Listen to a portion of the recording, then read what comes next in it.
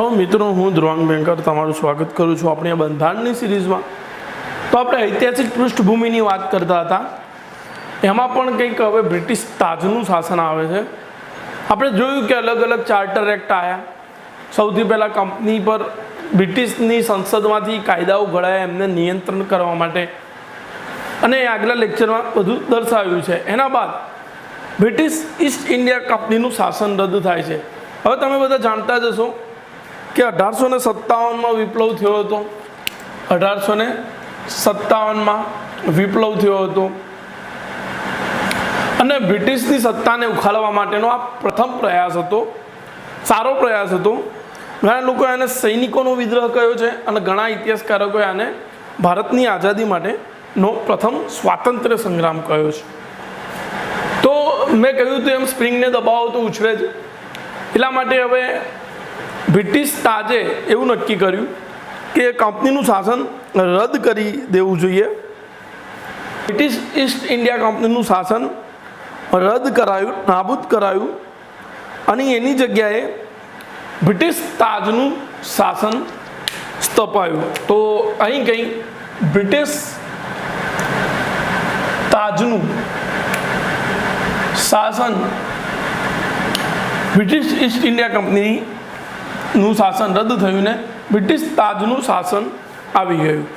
આ British company હતી ને એની જગ્યાએ હવે બ્રિટિશ તાજ એટલે ટૂંકમાં બ્રિટિશ દેશનું રાજ્ય આવી ગયું, બ્રિટિશ તાજનું શાસન આવી ગયું। બ્રિટિશ ઈસ્ટ ઇન્ડિયા કંપનીનું શાસન રદ થયું એટલે કહી શકાય કે દ્વૈધ સરકારનો અંત આવ્યો। આપણે આગળ કહ્યું હતું કે કોર્ટ ઓફ ડિરેક્ટર્સ નિયામક મંડળ અને બોર્ડ ઓફ કંટ્રોલ વાણિજ્યિક કામ ઈસ્ટ ઇન્ડિયા એક્ટ વખતે આપણે કહ્યું હતું કે વાણિજ્યિક કામ નિયામક મંડળ કરતું હતું અને નિયંત્રણ મંડળ બોર્ડ ઓફ ડિરેક્ટર એ રાજકીય કાર્યનું સંચાલન કરતું હતું। તે બંનેનો અંત આવ્યો। ટૂંકમાં વાણિજ્યિક કામ માટે નિયામક મંડળ અને રાજકીય કામ માટે નિયંત્રણ મંડળ જે કામ કરતું હતું એનો અંત આવ્યો। તો હવે એનો અંત આવે તો હવે એ કાર્ય તો કોઈકના દ્વારા કરાવવું પડે ને।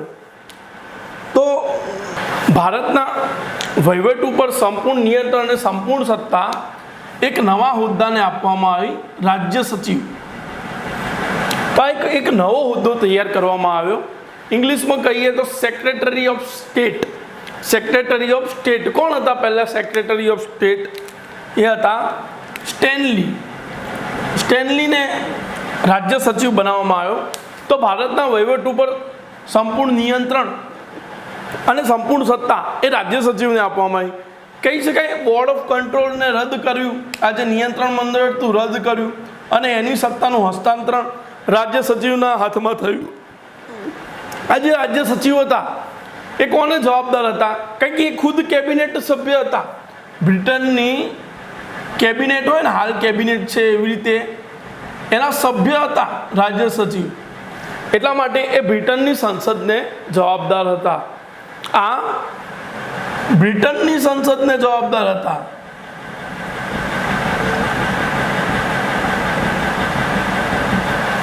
તો સૌથી પહેલા રાજ્ય સચિવ સ્ટેનલીને બનાવવામાં આવ્યા। અલ્ટિમેટલી બ્રિટિશ ઈસ્ટ ઇન્ડિયા કંપનીનું શાસન રદ કરી દેવામાં આવ્યું, દ્વૈત સરકારનો અંત આવ્યો અને એમની જગ્યાએ સત્તાનું હસ્તાંતરણ રાજ્ય સચિવના હાથમાં કરવામાં આવ્યું। એ બ્રિટન કેબિનેટના એક મેમ્બર હતા, સભ્ય હતા। તેમને મદદરૂપ થવા માટે એક સલાહકારી સંસ્થા તરીકે 15 સભ્યોની બનેલી પરિષદની રચના કરવામાં આવી। તો રાજ્ય સચિવ એકલા હાથે તો કામ કરશે નહીં, તો એમને મદદરૂપ થવા માટે 15 સભ્યની એક પરિષદની રચના કરવામાં આવી।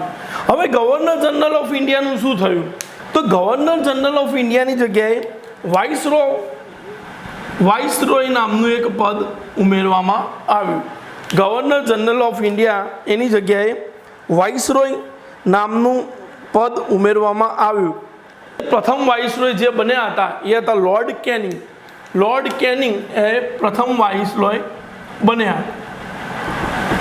તો વાઇસરોય કોને જવાબદાર હતો? તો વાઇસરોય એ સચિવને જવાબદાર હતો। આ વાઇસરોય એ સચિવને જવાબદાર હતો અને સચિવ એ બ્રિટનની સંસદને જવાબદાર હતા. બીજી એક જોવા જેવી વસ્તુ છે કે આનું નામ આપ્યું છે ભારત શાસન અધિનિયમ. ઇંગ્લિશમાં આને એમ કહેવાય ગવર્મેન્ટ ઓફ ઇન્ડિયા એક્ટ. ઇંગ્લિશમાં આને કહેવાય ગવર્મેન્ટ ઓફ ઇન્ડિયા એક્ટ. એટલે કે આને કહી શકાય ભારત સરકાર અધિનિયમ. તો કહેવાની વાત એ છે કે આ જે ભારત સરકાર અધિનિયમ હતો ને એમાં સરકાર જેવા શબ્દની વાત થઈ. સરકાર જેવો શબ્દ સૌથી પહેલાં 1858ના કાયદામાં ઉમેરવામાં આવ્યો. સરકાર જેવો શબ્દ સૌથી પહેલાં 1858ના કાયદામાં જોવા મળે છે અને ભારત શબ્દ પણ આ કાયદાથી જોવા મળે છે. કારણ કે અત્યાર સુધી ડેલહાઉસી બી આવી ગયા હતા અને ખાલસા નીતિ પણ એમની આવી ગઈ હતી અને એમને ઘણા રાજ્યો ખાલસા કરી દીધા હતા. ટૂંકમાં કે જે 1818માં આપણે વાત કરી હતી આગળ એમ કે છેલ્લે પેશવાઓનું પતન થાય છે અને એમને ઘણી ખરી ભારતના મોટા ભાગના ક્ષેત્રો જીતી કાઢ્યા હોય છે. એના બાદ ધારાકીય પરિષદ બને છે. આપણે કહ્યું હતું કે 1853ના કાયદામાં ધારાકીય પરિષદ બની ગઈ એટલે સરકારના 3 અંગ બની ગયા અને જેવો વિપ્લવ થાય છે એના બાદ સરકાર જેવા શબ્દોનો પહેલીવાર ઉલ્લેખ થાય છે. ટૂંકમાં એમને ભારતનો મોટો ભાગ જીતી કાઢ્યો હોય છે એટલે હવે અહીંથી ભારતને બ્રિટિશ તાજ હેઠળ લાવવામાં આવે છે અને એને બ્રિટિશ ઇન્ડિયા પણ કહેવાય છે. ટૂંકમાં ભારત અને સરકાર શબ્દનો ઉલ્લેખ 1858માં થયો. શું થયું? બ્રિટિશ ઈસ્ટ ઇન્ડિયા કંપનીનું શાસન એટલે દ્વૈત સરકારનો અંત આવ્યો. એની જગ્યાએ જે વહીવટી સત્તાનું આખું નિયંત્રણ રાજ્ય સચિવના હાથમાં આવ્યું. એ પહેલાં હતા લોર્ડ સ્ટેનલી. એ પહેલાં હતા સ્ટેનલી. 15 સભ્યની પરિષદ હતી એમના માટે બનાવેલી. એ બ્રિટનની સંસદને જવાબદાર હતા. ગવર્નર જનરલ ઓફ ઇન્ડિયા એ પદની જગ્યાએ હવે વાઇસરોય પદ આવ્યું. એ હતા લોર્ડ કેનિંગ. એ રાજ્ય સચિવને જવાબદાર હતા. આની પછી એક બીજો એક્ટ આવે છે ભારતીય પરિષદ અધિનિયમ. એને જોઈ લઈએ આપણે. તો હવે આપણે 1861માં આવેલા ભારતીય પરિષદ અધિનિયમની વાત કરીએ. ઇન્ડિયન કાઉન્સિલ એક્ટ જે 1861માં આવ્યો હતો. તો આ કંઈક આ જ કાયદો હતો. ત્યાંથી વિકેન્દ્રીકરણની ફરીથી શરૂઆત થઈ. વિકેન્દ્રીયકરણની, ડિસેન્ટ્રલાઇઝેશનની. તો કેવી રીતે? તો જે મુંબઈ ને મદ્રાસ પ્રાંતની ધારાકીય સત્તા હતી કાયદો બનાવવાની, ધારાકીય સત્તા એ એમને પુનઃ પ્રાપ્તિ થઈ. ટૂંકમાં જે ધારાકીય સત્તા 1833ના ચાર્ટરથી એમને રદ કરવામાં આવી હતી ને, 1833ના ચાર્ટરથી ના હોય તો આગળનો લેક્ચર જોઈને જો રદ કરવામાં આવી હતી ને એ ફરીથી પાછી આપવામાં આવી. એટલે ધારાકીય સત્તા માટે વિકેન્દ્રીકરણની શરૂઆત કંઈક આ કાયદાથી થતી જોવા મળે છે. આ ઉપરાંત નવી ધારાકીય પરિષદની રચના થઈ. સૌથી પહેલાં બંગાળ, પછી ઉત્તર પશ્ચિમીય ફ્રન્ટિયર અને પંજાબ. તો આ જ કાયદાના જોગવાઈ અંતર્ગત નવી ધારાકીય પરિષદની રચના થઈ એમ જોવા મળે છે. સૌથી પહેલાં તો બંગાળની 1862માં બંગાળની નવી ધારાકીય પરિષદની રચના જોવા મળે છે. પછી ઉત્તર પશ્ચિમીય ફ્રન્ટિયરની અને પંજાબની, આમ 3 નવી ધારાકીય પરિષદની રચના આ કાયદા અંતર્ગત થઈ જોવા મળે છે. ઉત્તર પશ્ચિમીય ફ્રન્ટિયરની ધારાકીય પરિષદ 1866માં રચાઈ અને પંજાબની 1897માં રચાઈ. આ ઉપરાંત વાઇસરોય હતા લોર્ડ કેનિંગે એમને પોર્ટફોલિયો સિસ્ટમને સ્થાન આપ્યું. વહીવટી દ્રષ્ટિએ કાયદાનું અગત્યનું પાસું છે અને આ પોર્ટફોલિયો સિસ્ટમ જ હતી કે જેને વિકેન્દ્રીકરણ માટે અગત્યની ભૂમિકા ભજવી હતી. તો શું હતી આ પોર્ટફોલિયો સિસ્ટમ?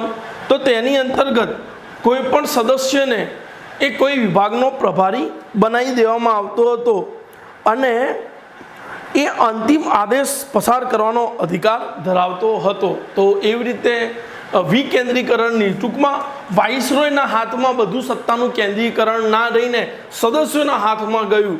પોર્ટફોલિયો સિસ્ટમના કારણે વિકેન્દ્રીકરણની શરૂઆત જોવા મળે છે. આ ઉપરાંત વાઇસરોયની પરિષદમાં ભારતીયોની નિમણૂક કરવામાં આવી. તો 3 ભારતીયોની નિમણૂક કરાઈ હતી. સર દિનકર રાવ, બનારસના રાજા અને પટિયાલાના રાજા. સર દિનકર રાવ, બનારસના રાજા અને પટિયાલાના રાજા, આ 3ની નિમણૂક વાઇસરોય પરિષદમાં કરાવી હતી. તો હવે શું થયું કે વાઇસરોય પરિષદમાં કંઈક એવી જોગવાઈ હતી કે 6 થી 12 સદસ્યની નિમણૂક કરી શકાય. અને આ જે હતા ને સદસ્યો, એ બિન સરકારી સદસ્યો હતા.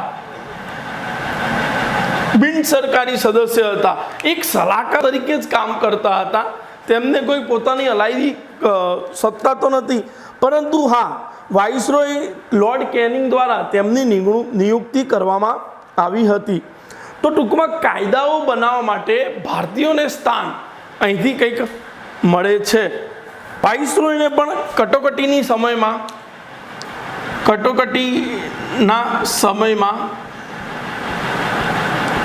વટહુકમ જાહેર કરવાની સત્તા મળી. વાઇસરોયને પણ કટોકટીના સમયમાં વટહુકમ જાહેર કરવાની સત્તા મળી. આ સત્તા, આ જે વટહુકમ હતો ને, એની અસર 6 મહિના સુધી રહેતી હતી. આ વટહુકમની અસર 6 મહિના સુધી રહેતી હતી. તો 1861માં બીજા બી અગત્યના કાયદા પસાર કરવામાં આવ્યા હતા. એમાં જોઈએ તો એ ફેક્ટ છે કે ભારતના કાગળના નાણાંની શરૂઆત પણ 1861થી થઈ હતી. પેપર કરન્સી એક્ટ 1861માં આવ્યો અને ICS એક્ટ પણ 1861માં આવ્યો. તો આ પણ અગત્યના ફેક્ટ્સ છે જે પરીક્ષામાં પૂછાઈ શકે એવા છે. પેપર કરન્સી એક્ટ, ભારતીય કાગદી નાણાંની શરૂઆત આ કાયદાથી થઈ 1861માં, અને ઇન્ડિયન સિવિલ સર્વિસ એક્ટ પણ 1861માં આવ્યો. તો વિકેન્દ્રીકરણની શરૂઆત પૂછાય તો 1861 યાદ રાખવા જેવું છે કે મુંબઈ અને મદ્રાસ પ્રાંતને કાયદા બનાવવાની સત્તા પાછી આપવામાં આવી, અને કાયદા જ બનાવવામાં ભારતીયોનું પણ સ્થાન આ કાયદાથી વાઇસરોયની પરિષદમાં અપાયું. વાઇસરોયને કટોકટીના સમયે અધ્યાદેશ એટલે કે વટહુકમ જાહેર કરે તેવી સત્તા આપવામાં આવી, પણ એ 6 મહિના સુધી તેની અસર ધરાવતો હતો. અને નવી ધારાકીય પરિષદની રચના પણ થઈ. પોર્ટફોલિયો સિસ્ટમ, જે આપણે આગળ જણાવ્યું એમ, વિકેન્દ્રીકરણની શરૂઆત થાય. તો યાદ રાખવા માટે 2 જ વસ્તુ યાદ રાખવાનું: ધારાકીય પરિષદને વિકેન્દ્રીકરણ. કેવી રીતે વિકેન્દ્રીકરણ? તો કે ભાઈ પ્રાંતોને કાયદા બનાવવાની સત્તા પાછી આપી. વિકેન્દ્રીકરણ પોર્ટફોલિયો સિસ્ટમથી જોવા મળે છે. અને ધારાકીય પરિષદ કે નવી 3 રચાઈ, અને એ ધારાકીય પરિષદ જે હતી કેન્દ્રીયમાં બિન સરકારી સદસ્ય તરીકે ભારતીયોને સ્થાન મળ્યું. તો આના પછીનું જે ભારતીય પરિષદ અધિનિયમ છે, હવે ભારતીય પરિષદ અધિનિયમ 3 વાળા છે. જેવી રીતે ચાર્ટર 4 સળંગ આવ્યા, એવી રીતે ભારતીય પરિષદ અધિનિયમ 1861માં આવ્યો, બીજો 92માં આવશે 1892, અને ત્રીજો 1909માં આવશે. તો એ આપણે જોઈ લઈએ. હવે 1861ના કાઉન્સિલ એક્ટ બાદ 1861ના ભારતીય પરિષદ અધિનિયમ પછી 1892નો ભારતીય પરિષદ અધિનિયમ આવ્યો. તો 1885માં કંઈક કોંગ્રેસની રચના થઈ. 1885માં કંઈક કોંગ્રેસની રચના થઈ, અને કોંગ્રેસની ઘણી ખરી માંગણીને આધીન આ એક કાયદો હતો. 1889થી 1891 દરમિયાન જે કોંગ્રેસના અધિવેશનમાં પ્રસ્તાવ પસાર થયા હતા ને, એની જ અનુલક્ષીને ઘણી જોગવાઈ આ કાયદામાં મૂકવામાં આવી. તો સૌથી પહેલાં તો એ લોકોએ શું કર્યું? ધારાકીય પરિષદો હતી ને, જે એ ધારાકીય પરિષદોનું કાર્યોનું વિસ્તરણ કર્યું. ધારાકીય પરિષદો કેન્દ્ર અને પ્રાંતમાં બંને જગ્યાએ પહેલાં તો સભ્ય સંખ્યા વધારી, અને સાથે સાથે એના કાર્યમાં પણ વિસ્તરણ કર્યું. ધારાકીય પરિષદમાં અહીં તો બિન સરકારી સદસ્યોની પણ નિયુક્તિ માટેની જોગવાઈ હતી. અને ધારાકીય પરિષદના સભ્યોની પરોક્ષ ચૂંટણીની પણ વ્યવસ્થા હતી. પરોક્ષ ચૂંટણીની વ્યવસ્થા હતી. ચૂંટણી જેવો શબ્દ આ એક્ટમાં લખેલો દેખાતો નથી, પરંતુ આડકતરી રીતે ધારાકીય સભ્યોની પરોક્ષ ચૂંટણીની વ્યવસ્થા કરવામાં આવી હતી. યુનિવર્સિટીઝ, જિલ્લા બોર્ડ્સ, નગરપાલિકાઓ, જમીનદારો અને ચેમ્બર ઓફ કોમર્સને પ્રાંતીય પરિષદોના સભ્યોના નામોની ભલામણ કરવાની સત્તા અપાઈ હતી. એના કાર્યના વિસ્તરણની વાત કરીએ તો સૌથી પહેલા અંદાજપત્રોની ચર્ચાઓ કરવાની. અંદાજપત્રો એટલે કે બજેટ, અંદાજપત્રોની ચર્ચા કરવાની વાત હતી. એક બીજું કાર્ય એમને સોંપવામાં આવ્યું કે કારોબારીને પ્રશ્નોત્તરી કરવાના કાર્યો પણ સોંપાયા હતા. તો કારોબારીને પ્રશ્નોત્તરી એટલે 6 દિવસ પહેલા નોટિસ આપીને કારોબારીને પ્રશ્નોત્તરી કરી શકાતી હતી. તો એમના કાર્યમાં આવી રીતે કંઈક વિસ્તરણ થતું જોવા મળે છે. એક તો હતું સભ્યોને અંદાજપત્ર અંગે ચર્ચા કરવાની છૂટ આપવામાં આવી બજેટ અંગે, અને બીજું કારોબારીને પ્રશ્નોત્તરી માટે છૂટ આપવામાં આવી. હા, અંદાજપત્રોમાં ચર્ચા કરવાની છૂટ હતી, પરંતુ મતદાન કરી શકતા ન હતા. તો મતદાન માટેની છૂટ હજી આપવામાં આવી નથી. જસ્ટ બજેટ પર ચર્ચા કરવાની જે ધારાકીય પરિષદોની કાર્યોમાં વિસ્તરણ થયું એ અંદાજપત્રો પર ચર્ચા કરવાની છૂટ આપવામાં આવી. 6 દિવસ પહેલા નોટિસ આપીને સભ્યો હવે જાહેર રીતના પ્રશ્નો પૂછી શકે એવી જોગવાઈ કરવામાં આવી. આ અધિનિયમ, ત્રીજી જોગવાઈ પ્રમાણે આ અધિનિયમ કેન્દ્રીય વિધાન પરિષદ અને બંગાળ ચેમ્બર ઓફ કોમર્સમાં બિન સરકારી સદસ્યો, બિન સરકારી પ્રતિનિધિની નિયુક્તિ માટે જોગવાઈ કરે છે. નિયુક્તિ એમની કોણ કરતું હતું? તો વાઇસરોય જ કરે. ટૂંકમાં આ અધિનિયમથી કેન્દ્રીય તથા પ્રાંતીય વિધાનસભામાં બિન સરકારી સદસ્યોની નિયુક્તિ પ્રક્રિયા બનાવવામાં આવી, જે પરોક્ષ રીતે નિયુક્તિ માટે ચૂંટણીની પ્રક્રિયાથી તેમની નિયુક્તિ થતી હતી. બિન સરકારી સદસ્યોની નિયુક્તિ માટેની જોગવાઈ નિયુક્તિ વાઇસરોય જ કરતા હતા. કેન્દ્રીય વિધાન પરિષદ અને બંગાળ ચેમ્બર ઓફ કોમર્સમાં બિન સરકારી સદસ્યોની નિયુક્તિ માટેની જોગવાઈ કરવામાં આવી, જે વાઇસરોય દ્વારા થતી હતી. તો આ કંઈક 3 જોગવાઈ હતી. હવે આગળ અલગ અલગ કાયદા આવતા જાય છે. તો ભારતીય પરિષદ અધિનિયમ 1862માં આવ્યો, પછી ભારતીય પરિષદ અધિનિયમ 1892માં આવ્યો. મેં કહ્યું હતું કે 3 વાર ભારતીય પરિષદ અધિનિયમ આવશે. 1861માં તો આવ્યો, પછી 1892માં આવ્યો, હવે ત્રીજી વાર ભારતીય પરિષદ અધિનિયમ 1909માં આવે છે. તો હવે ભારતીય પરિષદ અધિનિયમ 1909 આવે છે. છેલ્લો ઇન્ડિયન કાઉન્સિલ એક્ટ પહેલાં આવ્યો 1861માં, પછી 1892માં ને 1909. એ વખતે મોલ્લે મિન્ટોના સુધારા આવ્યા 1909માં. આ એ જ મોલ્લે જેને સાંપ્રદાયિક પ્રતિનિધિત્વનો પિતા કહે છે. તો એ હતા સેક્રેટરી ઓફ ધી સ્ટેટ, રાજ્ય સચિવ, અને મિન્ટો હતા વાઇસરોય. તો શું થયું આ વખતે? સૌથી પહેલાં ધારાકીય પરિષદ હતી ને કેન્દ્ર અને પ્રાંતની, એની સંખ્યામાં ધરખમ વધારો થયો. કેન્દ્ર અને પ્રાંતની ધારાકીય પરિષદની સંખ્યામાં ધરખમ વધારો થયો.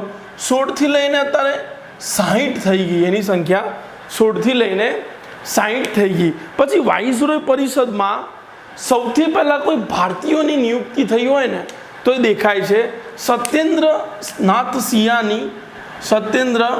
સિંહાની નિમણૂક વાઇસરોયની કારોબારી પરિષદમાં થઈ. તો એક સભ્ય વાઇસરોયની કારોબારી પરિષદમાં ભારતીય હોવો જોઈએ, અને એ હતા સત્યેન્દ્ર સિંહા. સાંપ્રદાયિક પ્રતિનિધિત્વની જોગવાઈ જોવા મળે છે. અલગ મતદાન મંડળ અહીં જોવા મળ્યું, અને મુસલમાન માટે કોમ્યુનલ રિપ્રેઝન્ટેશન આવ્યું. તો મુસ્લિમ માટે સાંપ્રદાયિક પ્રતિનિધિત્વની જોગવાઈ જોવા મળી. અલગ મતદાન મંડળ એટલે કોઈક માણસ ઇલેક્શન માટે ઊભો રહેશે તો જે તે ધર્મનો જ હશે અને એ જ ધર્મના લોકો એને વોટિંગ કરી શકે તો એને અલગ મતદાન મંડળ કહેવાય. આ ઉપરાંત ધારાકીય પરિષદના સભ્યો બજેટ ઉપર ચર્ચા કરી શકે અને પ્રસ્તાવ પસાર કરવાની સત્તા એમને આપવામાં આવી. પૂરક પ્રશ્નોની પણ સત્તા અહીંથી જોવા મળે છે. તો બજેટ ઉપર ચર્ચા અને પ્રસ્તાવ પસાર કરવાની સત્તા ધારાકીય પરિષદના સભ્યો માટે જોવા મળે છે. તો યાદ રાખવા જેવી બાબત એક જ છે આમાં, અને પૂછાઈ ગયેલું છે વારંવાર, સાંપ્રદાયિક પ્રતિનિધિત્વની જોગવાઈ અલગ મતદાન મંડળ મુસલમાનને આપવામાં આવ્યું, મુસ્લિમ્સને એ મોલ્લો મિન્ટોના સુધારા દ્વારા. ધારાકીય વાઇસરોયની પરિષદમાં ભારતીયોને સ્થાન અપાયું, આ બી એક સારો એવો ફેક્ટ છે. તો આ તો કે ભારતીય પરિષદ અધિનિયમ, હવે પરિષદ અધિનિયમ તો નહીં આવે, પરંતુ હવે ભારત સરકાર અધિનિયમ આવશે 1919નો અને 1935નો. તો એને આપણે જોઈ લઈએ. 1919માં આવે છે ભારત સરકાર અધિનિયમ. મેં એમ કહ્યું હતું કે પહેલાં ભારતીય પરિષદ અધિનિયમ 3 આવશે, પછી ભારતીય સરકાર અધિનિયમ આવશે. તો ગવર્મેન્ટ ઓફ ઇન્ડિયા એક્ટ આવે છે 1919માં. એમાં મોન્ટેગ્યુ ચેમ્ફર્સના સુધારા આવે છે 1919માં. તો અગત્યની જોગવાઈ છે ને બહુ આઈએમપી છે, દરેક જીપીએસસીમાં આનો પ્રશ્ન પૂછાય જ છે. 1773માં કંઈક કેન્દ્રીકરણ થયું સત્તાનું. આવું જ 1833માં લોર્ડ વિલિયમ બેન્ટિંગ વખતે કેન્દ્રીકરણ થયું. જોકે 1861માં પ્રાંતોને પોતાનો કાયદા ઘડવાની સત્તા પાછી મળી, પરંતુ આવું જ્યારે કેન્દ્રીકરણ ચાલતું હતું ત્યારે જે પ્રાંત હતા ને પ્રાંત એ પોતાની સત્તા પાછી લેવા માટે ઉછળતા હતા. તો એના સોલ્યુશન માટે 2 યાદી બનાવવામાં આવી. એક તો કેન્દ્ર યાદી, સંઘ નહીં, કેન્દ્ર યાદીની, બીજી બનાવી પ્રાંત યાદી. એક બનાવવામાં આવી કેન્દ્ર યાદી અને બીજી બનાવવામાં આવી પ્રાંત યાદી. પરંતુ આ જે યાદી હતી કે જે વખતે ડાયર્ચીની શરૂઆત થાય છે, ડાયર્ચીની શરૂઆત થાય છે એટલે પ્રાંતોમાં દ્વૈધ શાસન પદ્ધતિ, પ્રાંતોમાં દ્વૈધ શાસન પદ્ધતિની શરૂઆત થાય છે. તો જે કેન્દ્ર યાદી બનાવી એ તો કેન્દ્ર ધારાકીય પરિષદ માટે હતી, પરંતુ પ્રાંતની યાદી હતી ને એના પણ 2 પ્રકાર પાડવામાં આવ્યા. એક હતી ટ્રાન્સફર્ડ લિસ્ટ અને બીજી હતી રિઝર્વ લિસ્ટ. તો પ્રાંત યાદીમાં ગુજરાતીમાં કહું તો એક હતી હસ્તાંતરિત અને બીજી હતી અનામત યાદી. તો જે અનામત યાદી હતી એમાં કોઈ જવાબદારીનો સિદ્ધાંત નહોતો, અને હસ્તાંતરિત યાદી હતી ને એમાં પ્રાંતની કારોબારી પરિષદ અને ગવર્નરે ધારાકીય પરિષદને જવાબદાર રહીને કાર્ય કરવું પડતું.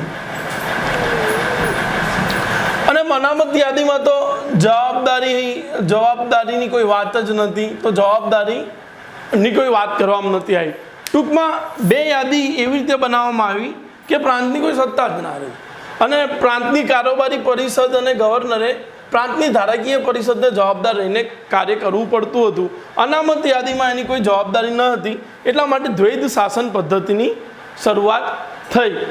પછી 2 ગૃહ એટલે કહેવાય કે બાય કેમેરાલિઝમની શરૂઆત કરી. ત્યાંથી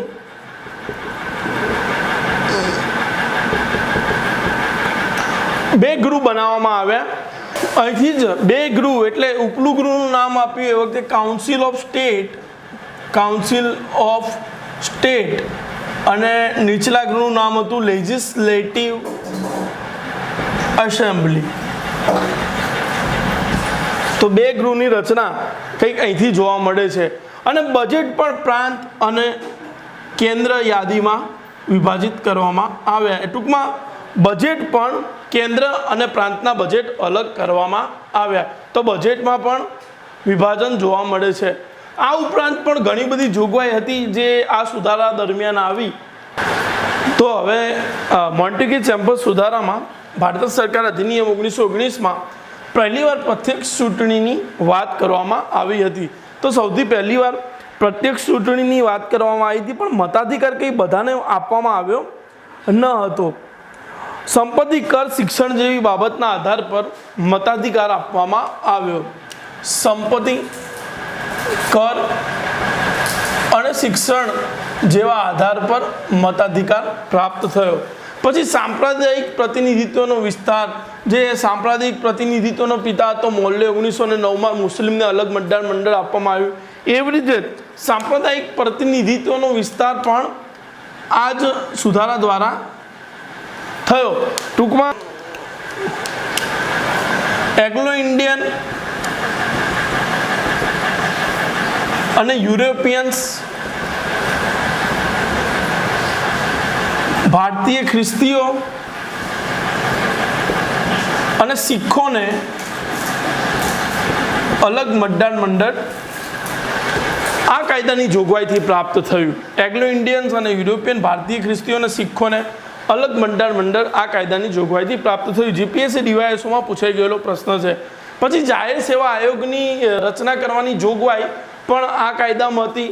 તો આ જોગવાઈથી જ 1926માં કેન્દ્રીય જાહેર સેવા આયોગની રચના કરવામાં આવી હતી. કેન્દ્રીય જાહેર સેવા આયોગની રચના આ જ કાયદાની જોગવાઈ અંતર્ગત કરવામાં આવી હતી. આ કાયદા અંતર્ગત કંઈક ભારતીય રાજ્ય સચિવો હતા ને, જે એમના થોડા કાર્ય હાઈ કમિશનરને સોંપવામાં આવ્યા હતા. હાઈ કમિશનર લંડનમાં જે હાઈ કમિશનરનું કાર્યાલય બન્યું હતું, તો થોડા કાર્યનું હાઈ કમિશનરને સોંપવામાં આવ્યા હતા. અને 10 વર્ષ બાદ વૈધાનિક બાબતોની સમીક્ષા માટે કાયદાકીય આયોગની રચના થઈ. એટલે સ્ટેચ્યુટરી કમિશન, એટલે કે આપણે કહેવાય સાયમન કમિશન ભારત આવ્યું હતું. જો કે એ સમય કરતાં વહેલા આવી ગયું હતું સાયમન કમિશન ભારતમાં. અને સાથે એના 7 સભ્ય હતા જે અંગ્રેજ હતા. સાયમન ગો બેકના નારા ભારતમાં લાગે છે. લાલા લજપતરાય લાઠીચાર્જના કારણે એમનું મૃત્યુ થાય છે અને આજીવન અપંગ થાય છે ગોવિંદ વલ્લભ પંત. એટલા માટે સાયમન કમિશન જે 7 સભ્ય લઈને આવ્યું હતું, એનો તીવ્ર વિરોધ ભારતમાં જોવા મળે છે. તો આ કંઈક જોગવાઈ હતી. પ્રત્યક્ષ ચૂંટણીની વાત આવી, આ અગત્યનું છે. પછી આ જે 3 સાંપ્રદાયિક પ્રતિનિધિત્વનો વિસ્તાર થયો, એ જાહેર સેવા આયોગ માટેની પહેલીવાર જોગવાઈ જોવા મળી. અને સાયમન કમિશન જે આવ્યું હતું એ આની વૈધાનિક બાબતોની સમીક્ષા માટે આ કાયદાકીય આયોગની જોગવાઈ કરવામાં આવી હતી. 1919ના કાયદાની સમીક્ષા કરવા માટે સાયમન કમિશન આવે છે. મેં જણાવ્યું એ પ્રમાણે સાથે 7 સભ્ય એ અંગ્રેજ હતા અને 1928માં એ ભારત આવી પહોંચે છે. તો સાયમન કમિશન બનાવવાની જરૂર કેમ હતી?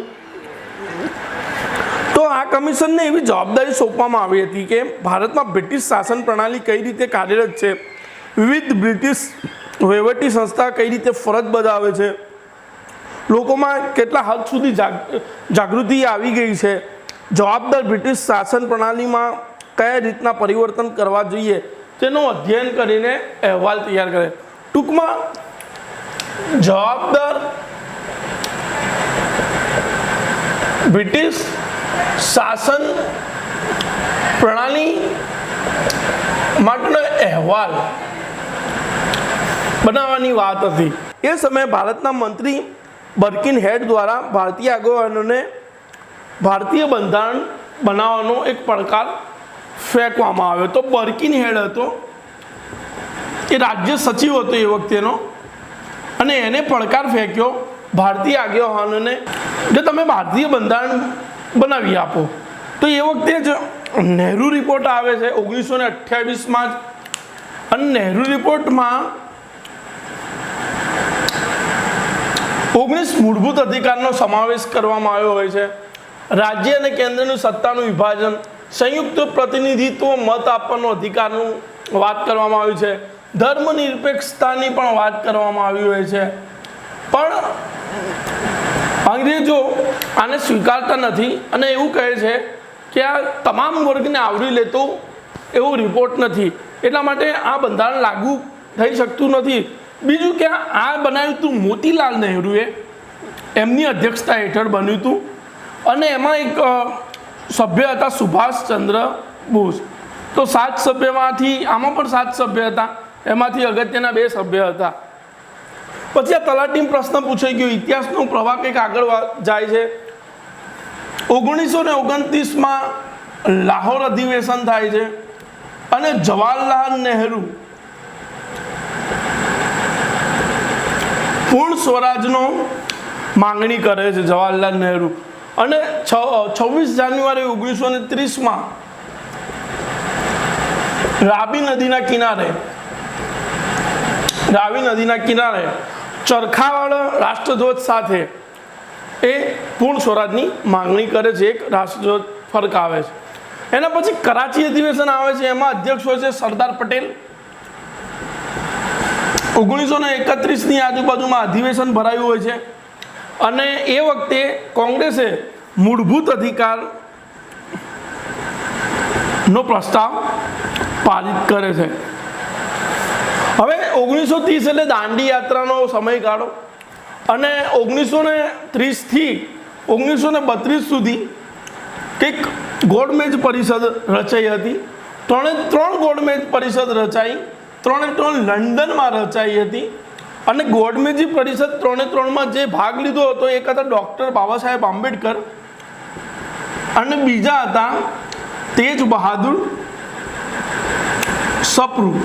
તો આ બંને 3 ગોળમેજ પરિષદમાં ભાગ લીધો.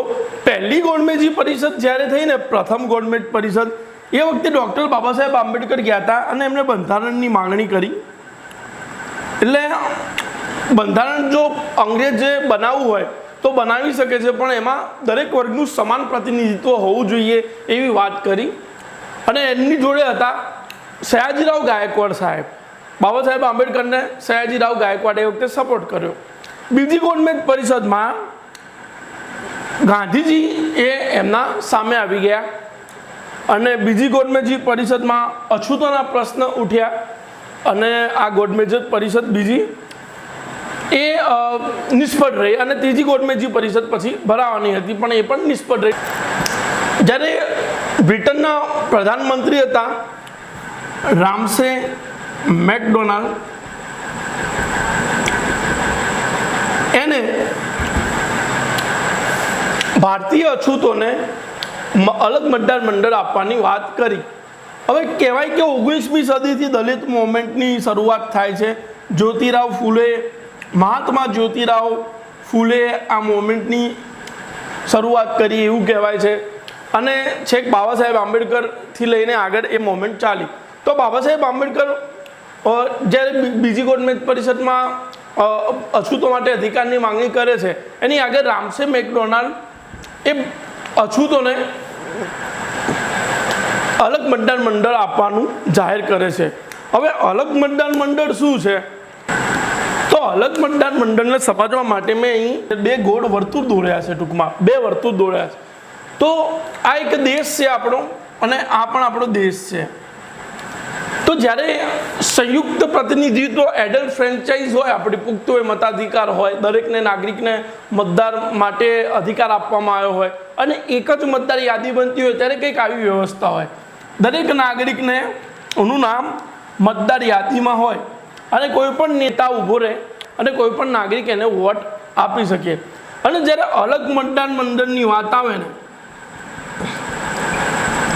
ત્યારે શું થાય કે એક માનો કે એક વર્ગ છે, એ વર્ગ એને અલગ મતદાર મંડળ આપ્યું છે, તો એ વર્ગની મતદાર યાદી અલગ તૈયાર થાય અને બાકીની મતદાર યાદી અલગ તૈયાર થાય.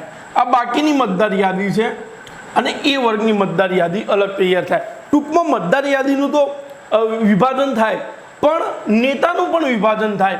એ વર્ગનો નેતા હોય ને એ અહીંયા જ ઊભો રહે અને એ વર્ગના લોકો હોય ને એ જ એને વોટ આપે. એ વર્ગનો નેતા હોય અહીંયા જ ઊભો રહે અને એ વર્ગના લોકો હોય ને એ જ એને વોટ આપે. બાકી અહીંયા બાકીના લોકોને બાકીની મતદાર યાદી, બાકીના નેતા એ એના સિવાય હોય. ટૂંકમાં એક એવો વર્ગ તૈયાર કરવામાં આવે, એ ધર્મ અનુલક્ષીને હોય કે ગમે તેમ હોય, કે એ વર્ગના નો નેતા પણ એ જ હોય અને વોટ આપનારા લોકો પણ એ જ હોય. એને અલગ મતદાર મંડળ કહે છે. અલગ મતદાર મંડળ એ અનામત નથી, એ રિઝર્વેશન નથી.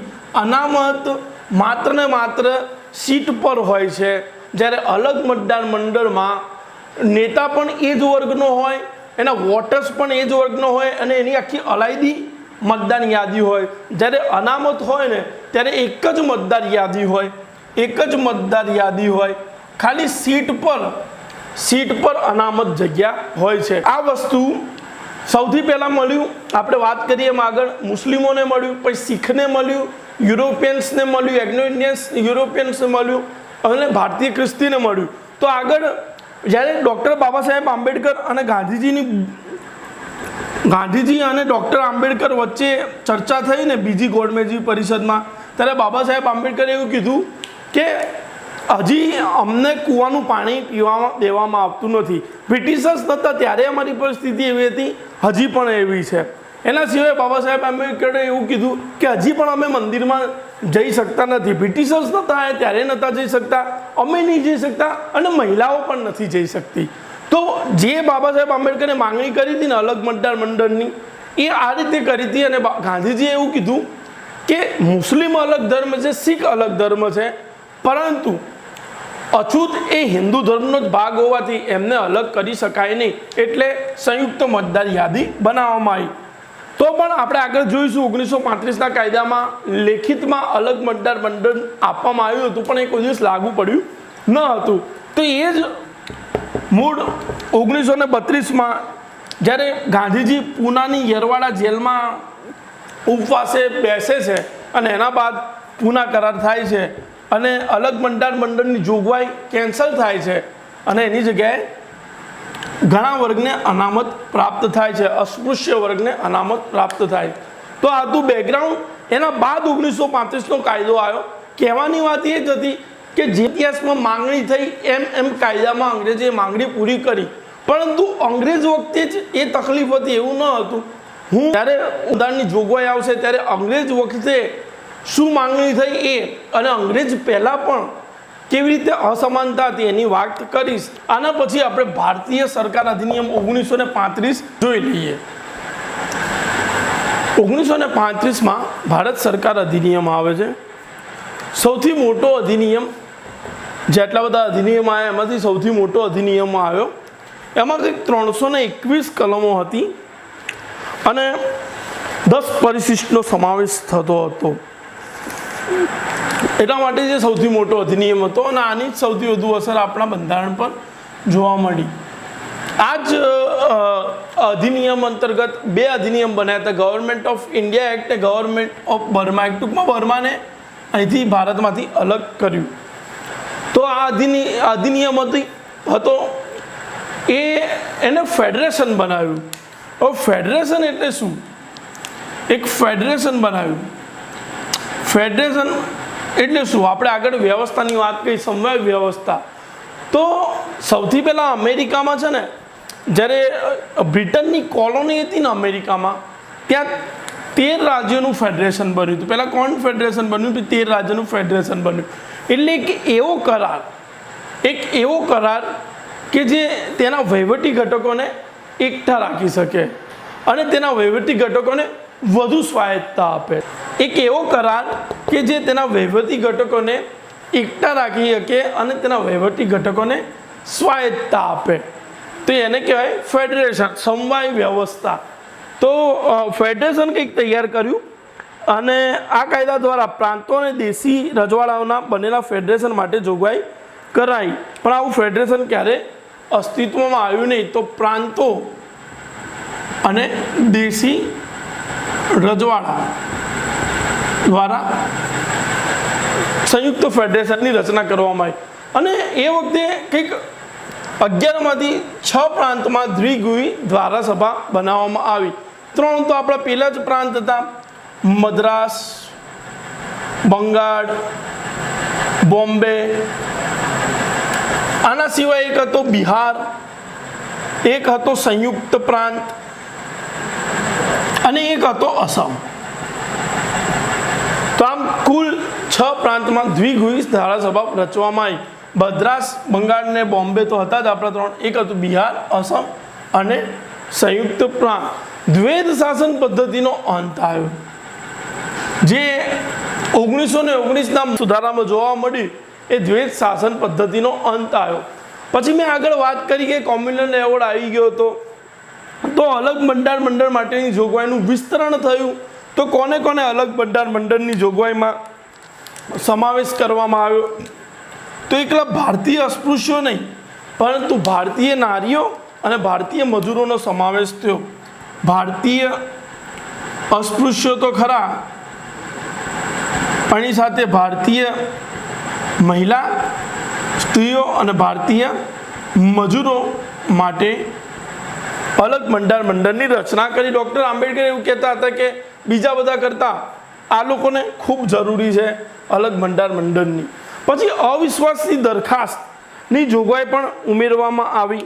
તો જે સદસ્યો હોય, વિધાન પરિષદના સદસ્યો, સભ્યો મંત્રી ઉપર અવિશ્વાસની દરખાસ્ત લાવી શકે એમ, મંત્રી ઉપર અવિશ્વાસની દરખાસ્ત લાવી શકે. અહીંયા 1935માં જ કંઈક રિઝર્વ બેંક ઓફ ઇન્ડિયાની સ્થાપના થતી જોવા મળે છે. પછી જે સીપીઆઈ આપણે કેન્દ્રીય જાહેર સેવા આયોગ બનાવ્યું હતું, એનું નામ બની ગયું federal public service commission, FPSC.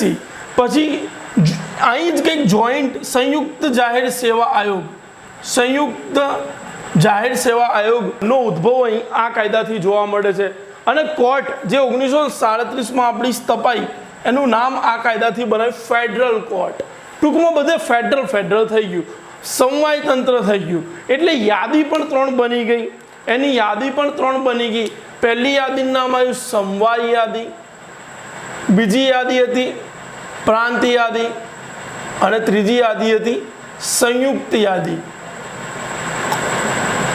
તો 3 યાદી બનાવવામાં આવી, સમવાય યાદી, પ્રાંત યાદી અને ત્રીજી સંયુક્ત યાદી. થી જ કંઈક સંયુક્ત યાદીનો ઉદ્ભવ જોવા મળે છે. અને જે કેન્દ્ર યાદી હતી 1919માં, જે કેન્દ્ર શબ્દો હતા ને ત્યાં બધા સમવાય શબ્દો થઈ ગયા.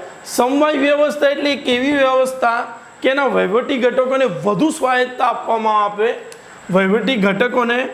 વહીવટી એકમોને વધુ સ્વાયત્તતા હોય. આ એક પ્રકારનો કરાર જ છે, સંધિ છે, જોડાણ છે. તો એના વહીવટી ઘટકો એક સાથે રહી શકે અને વહીવટી એકમોને વધુ સ્વાયત્તતા આપવામાં આવે. હાલ અમેરિકામાં જે મોડલ છે એ ફેડરલ સિસ્ટમનું આઈડિયલ મોડલ છે. જ્યારે આપણે વ્યવસ્થાની વાત કરવાની આવશે ત્યારે ડિટેલમાં કહીશ. પરંતુ આ કંઈક સારી વસ્તુ નથી. આ એમની અંગ્રેજોની ભારતને તોડવા માટેનું એક કાયદાકીય ચાલ હતી એમ કહી શકાય. પ્રાંત પર શું અસર થયું? તો પ્રાંત એટલે હાલ જે રાજ્ય છે એવી રીતે ત્યારે પ્રાંત હોતા હતા. પ્રાંત પર જે અસર થઈ ગઈ, ગવર્નરને સંચાલન નિયંત્રણની સંપૂર્ણ સત્તા ગવર્નરના હાથમાં આવી ગઈ, પ્રાંતના ગવર્નર. અને ગવર્નરને રાજ્ય વિધાન પરિષદના મંત્રીઓની સલાહથી કામ કરવું પડતું હતું. તો ગવર્નરના હાથમાં સંપૂર્ણ સંચાલન નિયંત્રણની સત્તા આવી ગઈ અને એને રાજ્ય વિધાન પરિષદના મંત્રીઓની સલાહથી કામ કરવું પડતું હતું. આ ઉપરાંત આ જે કાયદો હતો ને એ કંઈક એપ્રિલ 1937થી લાગુ થયો, પણ કેન્દ્ર પર નહોતો લાગુ થયો, પ્રાંત પર લાગુ પડ્યો તો 1 એપ્રિલ 1937થી. તો પ્રાંત પર એની અસર જોવા મળી. હવે યાદીની વાત કરીએ આપણે. ભારતે હાલની તારીખમાં આ સમવાયની જગ્યાએ સંઘ યાદી બનાવી છે, પ્રાંતની જગ્યાએ રાજ્ય યાદી બનાવી છે, સંયુક્ત યાદી એમને એમ છે. તો ખાલી નામ નથી બદલ્યા, એવી નામ નથી બદલ્યા. તો સંઘ એવો કરાર છે કે તેના વહીવટી એકમો અલગ જ ના થઈ શકે. વહીવટી એકમો અલગ ના થઈ શકે અને એના પાયામાં કોઈ સંધિ નહીં હોતી. એમ તો સમવાય તંત્રમાં પણ અલગ ના થઈ શકે, પરંતુ એમાં વધુ સ્વાયત્તતા જોવા મળે છે. જો સાર્વભૌમ કરી દેવામાં આગળ હું વાત કરીશ તો આ પણ એટલા સ્વાયત્ત થઈ જાય ને કે અલગ દેશની જેમ વર્તે. અમેરિકામાં હાલની તારીખમાં વોશિંગ્ટન અલગ થવા માગે છે અમેરિકા સંઘ જોડેથી. તો સંઘ એટલે બનાવવામાં આવ્યું, જ્યારે પહેલી કલમ હશે ત્યારે વાત કરીશ, તો એના વહીવટી એકમો અલગ ના થઈ શકે. અને એ વખતેની પરિસ્થિતિ એવી હતી કે ભારતમાં દરેક દેશી રજવાડાને દરેક એરિયા પોતાનો અલગ દેશ બનાવવા માગતો હતો. તો એટલા માટે જ્યારે બંધારણ બન્યું ત્યારે સમવાય શબ્દને જ કાઢી દેવામાં આવ્યો આખા બંધારણમાં અને ત્યારે સંઘ શબ્દ ઉમેરવામાં આવ્યો. સંઘમાં અલગ થવાની વાત જ ના હોય. સંઘમાં પણ વહીવટી એકમો અલગ ના થઈ શકે અને સંઘના પાયામાં કોઈ કરાર હોતો નથી. આમાં કરાર હોય છે, સંઘના પાયામાં કોઈ કરાર હોતો નથી. તમે અત્યારે જુઓ, ભારત આઝાદ થયો પછીનો ઇતિહાસ જુઓ, હજી સુધી એવી કોઈ ઘટના બની નથી. યુરોપિયન યુનિયનમાંથી પેલું હમણાં જ બ્રેક્સિટ આવી, બ્રિટન અલગ થવા માગે, તો હજી સુધી એવી કોઈ ઘટના બની નથી કે કોઈ રાજ્ય સંઘમાંથી અલગ થઈ શક્યું હોય. તો એ માટે આપણે સંઘ બનાવ્યો હતો. જ્યારે પહેલી કલમ આવશે ત્યારે હું વધુ વાત કરીશ. તો આ કંઈક હતો 1935ની જોગવાઈ. કલમ હતી 321. 10 અહીંથી જ બરમાં અલગ પડ્યું. પ્રાંત અને દેશી રજવાડાને માટે ફેડરેશન બનાવવામાં આવ્યું. દ્વેષ શાસન પદ્ધતિનો અંત આવ્યો. અવિશ્વાસની દરખાસ્ત ઉમેરવામાં આવી. અલગ બંધારણ મંડળનું વિસ્તરણ થતું જોવા મળે છે. દ્વિગુઈ ધારાસભા જોવા મળે છે. અને પ્રાંત પર અસર શું થઈ એ અને 3 યાદી થઈ ગઈ. 2ની જગ્યાએ 3 યાદી થઈ ગઈ. અને તમે જુઓ, હજી થોડું ડિટેલમાં જોવું હોય તમારે, તો જ્યારે આપણે જ વાત કરી 1773નો કાયદો આવ્યો ત્યારે કેન્દ્રીકરણની શરૂઆત થઈ. પછી 1833નો કાયદો આવ્યો ત્યારે એકાત્મક વ્યવસ્થા, બધી સત્તા લોર્ડ વિલિયમ બેન્ટિંગની તરફ નમતી હતી, ગવર્નર જનરલ ભારતના. પછી જ્યારે 1919નો કાયદો આવ્યો ત્યારે તમને વિકેન્દ્રીકરણ થતું જોવા મળ્યું. 1919ના કાયદામાં વિકેન્દ્રીકરણ થતું જોવા મળ્યું. 1935માં સમવાય શબ્દને ઉમેરો કરવામાં આવ્યો. 1935માં સમવાય શબ્દ ઉમેરવામાં આવ્યો.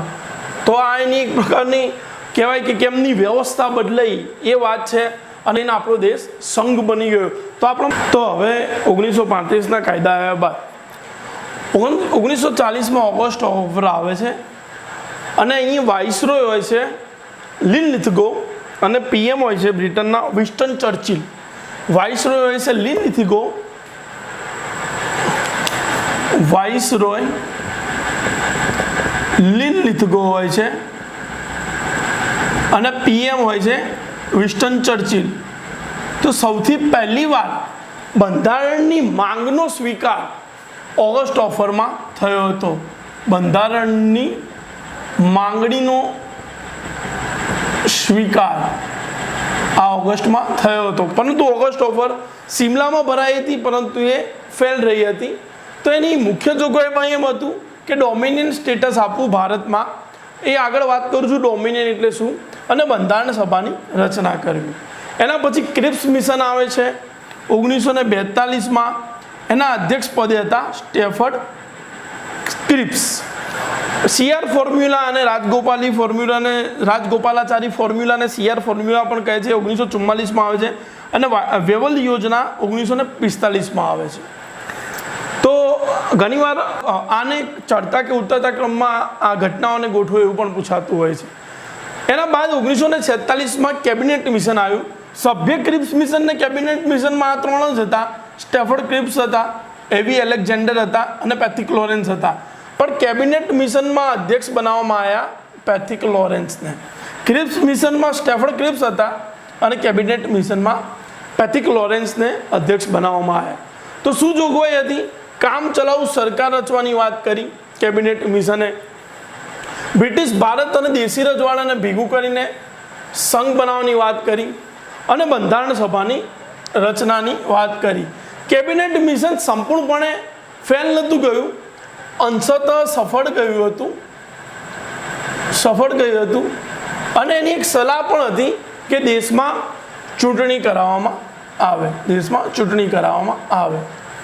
એના બાદ આવે છે માઉન્ટ બેટન યોજના.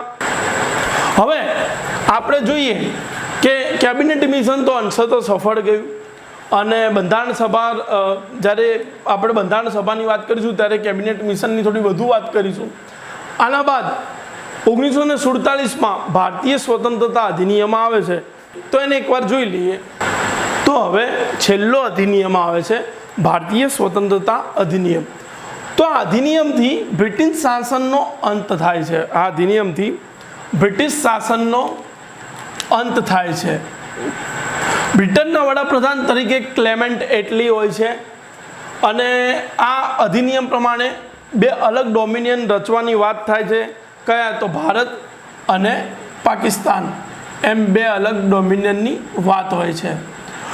દેશી રજવાડાઓને સ્વતંત્રતા આપવામાં આવે છે. પહેલી સ્વતંત્રતા તો શું કે ભારતમાં જોડાઈ શકે, બીજી પાકિસ્તાનમાં જોડાઈ શકે, ત્રીજી તે અલગ સ્વતંત્ર દેશ તરીકે વર્તી શકે. તો દેશી રજવાડાઓને અહીંથી સ્વતંત્રતા આપવામાં આવે છે. વાઇસરોયનું પદ હવે નાબૂદ થાય છે. વાઇસરોયની જગ્યાએ ગવર્નર જનરલ ફરીથી આવી જાય છે. અને કોણ હતા ભારતના છેલ્લા અંગ્રેજ ગવર્નર જનરલ? અંગ્રેજ પૂછાય તો માઉન્ટ બેટન,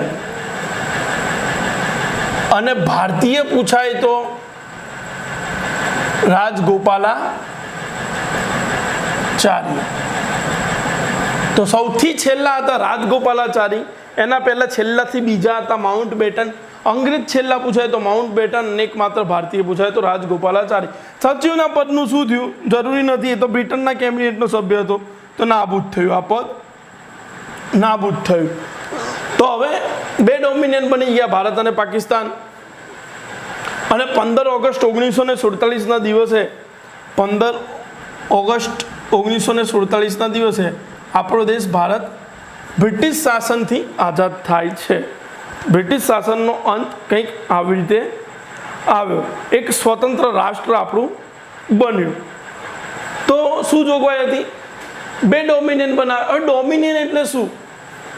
ડોમિનિયન એટલે કોઈ પણ દેશ ડોમિનિયન હોય ને તો એની જોડે પોતાનો આંતરિક નિર્ણય લેવાની સત્તા હોય. આંતરિક નિર્ણય પણ બાહ્ય નિર્ણય કહેવાય, કાં તો આખરી નિર્ણય એ લેવાની સત્તા ના હોય.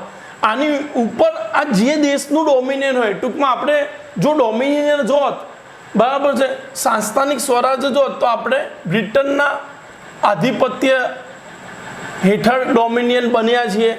તો આંતરિક નિર્ણય તો ભારત લઈ શકત, પણ બાહ્ય નિર્ણય, એક સાદી ભાષામાં કહું તો અંતિમ નિર્ણય એ બ્રિટનના રાણી કે રાજાનો જ હોત. તો ડોમિનિયન, હાલ તો આપણે ડોમિનિયન નથી, હાલ આપણે સાર્વભૌમ છીએ. એ જ્યારે આ સિદ્ધાંત આમુખમાં હશે ત્યારે વાત કરીશું. તો આંતરિક નિર્ણય આપણે લઈ શકત, પણ બાહ્ય નિર્ણય, અંતિમ નિર્ણય એ બ્રિટનનો રાજા કે રાણી જ લઈ શકત. તો ડોમિનિયનની વાત કરી. રજવાડાઓની સ્વતંત્રતા આપવામાં આવી કે તમે ભારત સાથે જોડાઓ, પાકિસ્તાન સાથે જોડાઓ, કાં તો અલગ થઈ શકો. વાઇસરોયનું પદ હવે નાબૂદ થઈ ગયું, હવે જરૂર નથી, કારણ કે એમના શાસન નોંધ આવ્યો, અને સચિવનું પદ નાબૂદ થઈ ગયું. તો ગવર્નર જનરલ પછી એ પદનું શું થયું? તે રાષ્ટ્રપતિ પદ. આ પદ પછી રાષ્ટ્રપતિ પદ આવ્યું. રાષ્ટ્રપતિનું પદ એ આપણે કોઈ દેશમાંથી લીધેલું નથી. આ રાષ્ટ્રપતિનું પદ જાતે જ બનાવેલું પદ છે. જે આગળ વાઇસરોય અને ગવર્નર જનરલ હતા, એવી રીતે જ આગળ રાષ્ટ્રપતિનું પદ ચાલ્યું. સાચી સત્તા સંસદ સભ્ય અને પીએમના હાથમાં જતી રહી.